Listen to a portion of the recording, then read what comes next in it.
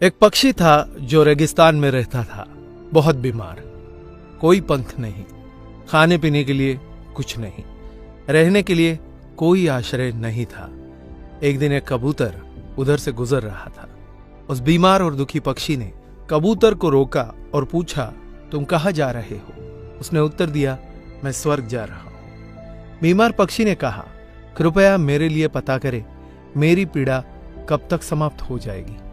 कबूतर ने कहा, निश्चित ही मैं पता करूंगा। कबूतर ने इतना कहकर बीमार पक्षी से विदा ली। कबूतर स्वर्ग पहुंचा और प्रवेश द्वार पर देवदूत को बीमार पक्षी का संदेश दिया। देवदूत ने कहा, पक्षी के जीवन में अगले 7 वर्ष तक इसी तरह कष्ट लिखा हुआ है। उसे ऐसे ही 7 वर्ष तक कष्ट भोगना पड़ेगा, तब तक उसके जीवन में कोई खुशी नहीं है। कबूतर ने कहा, जब बीमार पक्षी यह सुनेगा तो वो निराश हो जाएगा। क्या आप इसके लिए कोई उपाय बता सकते हैं? देवदूत ने उत्तर दिया, उससे कहो कि इस वाक्य को हमेशा बोलता रहे, इन सब के लिए भगवान तेरा शुक्र है। वापसी पर जब वह बीमार पक्षी कबूतर से फिर मिला तो कबूतर ने उस स्वर्गदूत का संदेश दिया।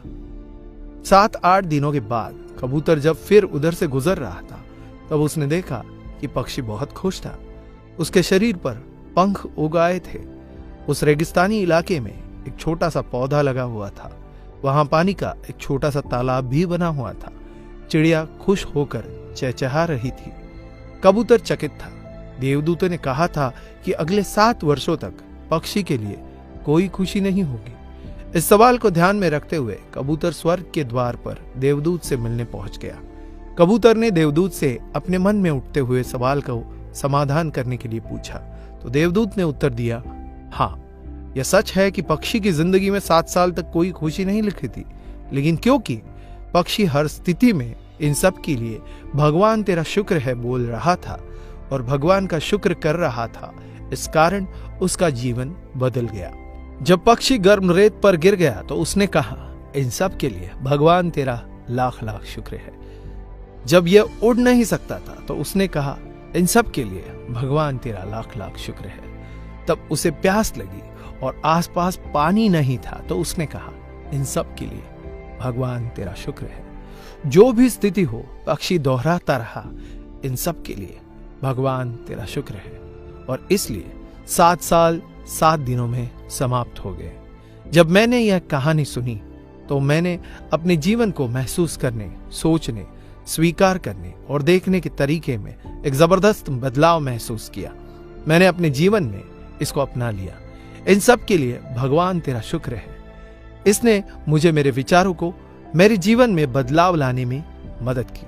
उदाहरण के लिए, अगर मेरा सिर दर्द कर रहा था तो मुझे लगता है कि मेरा बाकी शरीर पूरी तरह से ठीक और स्वस्थ है और मैं कहता हूं, इन सब के लिए भगवान तेरा शुक्र है। और मुझे लगता है कि सिर दर्द मुझे बिल्कुल परेशान नहीं करता। इस भगवान के शुक्राने का मेरे जीवन पर वास्तव में गहरा प्रभाव पड़ा। मुझे लगने लगा कि मैं कितना धन्य हूं, मैं कितना खुश हूं, जीवन कितना अच्छा है।